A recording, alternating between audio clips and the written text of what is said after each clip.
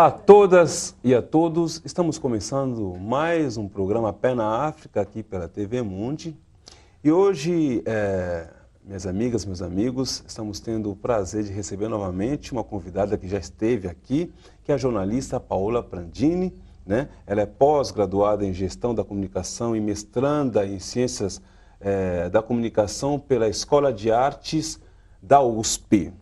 Paola, que bom ter você aqui de novo, Sim, viu? muito bom. Fico muito feliz pelo convite, novamente. Eu adoro conversar com a Paola, que além de ser, né, uma pessoa muito inteligente, né, ela é uma prova de que, como eu já falei outra vez, de que as questões referentes à história, enfim, à problemática, ou, enfim, a cultura negra no Brasil, como você queira chamar, elas não são só questões que o negro deva tratar, são questões de todos os brasileiros, né, Paula? Sem dúvida, sem dúvida. Então, tá certo. E hoje, Paula, como outra vez nós falamos de várias coisas, eu queria focar muito na consultoria Afroeducação. Eu queria que você falasse de novo, em termos gerais, o que é, né, a Afroeducação, né?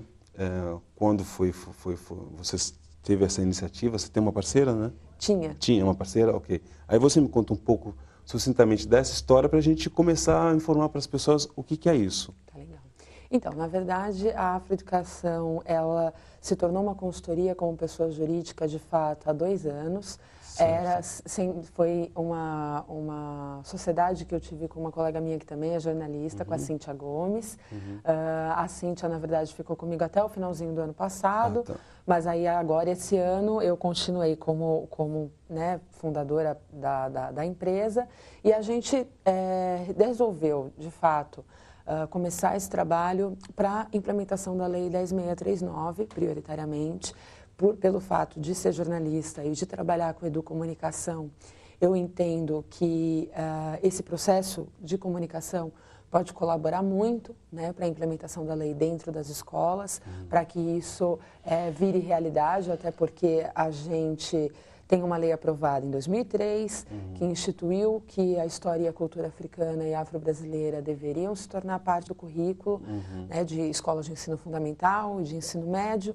E a gente sabe que, na prática, são poucas ainda as escolas que abraçaram isso como, de fato, assim, algo que elas vão encarar e que vão dar conta.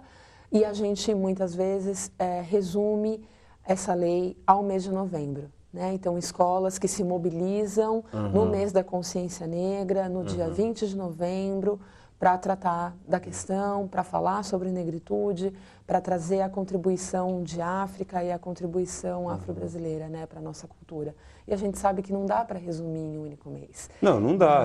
Aliás, pessoal, uma coisa que eu queria, aproveitando o que a Paola está falando, é dizer o seguinte: nós não existimos apenas em novembro, gente. Nós existimos todos os dias, né?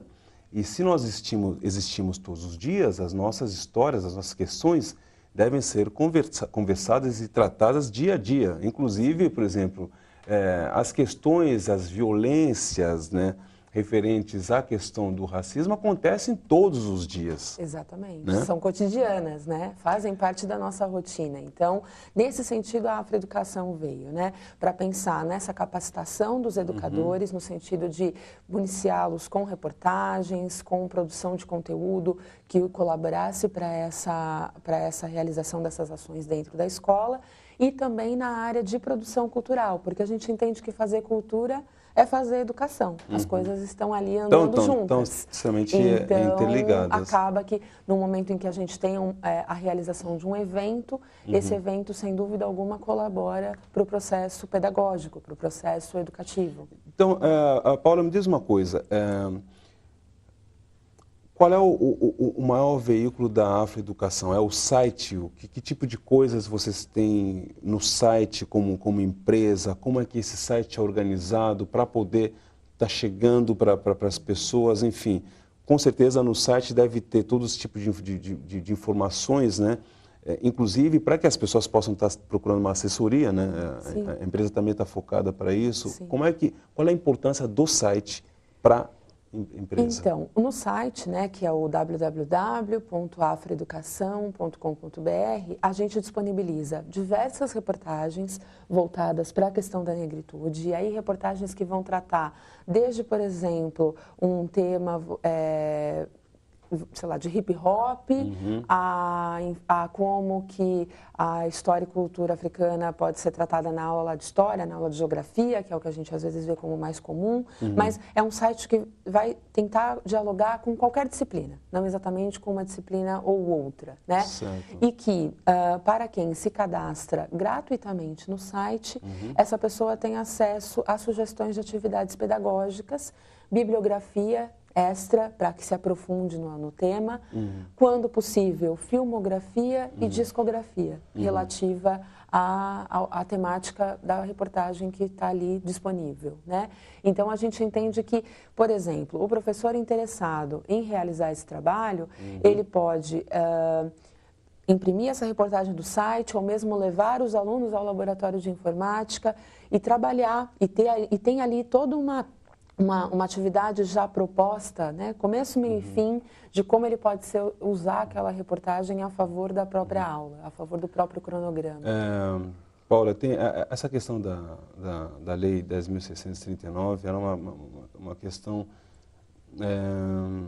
eu não digo polêmica, porque ela é uma lei, né? Na verdade, as pessoas deveriam estar cumprindo essa lei ou ser mais conscientes da importância e do porquê dessa lei. O que eu vejo por aí? Assim, eu ainda tenho minhas dúvidas, você pode me esclarecer isso, de que, assim, os educadores ainda não têm, muitos educadores ainda não têm nem consciência da existência da lei, né? Então, assim, imagina ainda o conhecimento de como, né, gerar o conteúdo, né, para poder aplicar a lei. É verdade. Né? Então, se os educadores não têm essa consciência, eles não estão preparados.